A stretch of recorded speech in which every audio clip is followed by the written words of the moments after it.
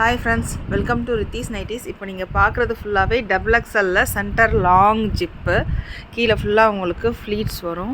Side packet available இருக்குது. Back சைடும் அதே மாதிரி சேமாக உங்களுக்கு ஃப்ளீட்ஸ் வரும். அப்படின்றப்போ கீழே உங்களுக்கு நல்லா ஃப்ரீயாக இருக்கும். இதோட ஹைட் வந்து 55, ஹேண்ட் ரவுண்டு வந்து 18 இருக்கும். செஸ்ட்டு சைஸ் வந்து 44 to 46, 47 வரைக்கும் இருக்கும்.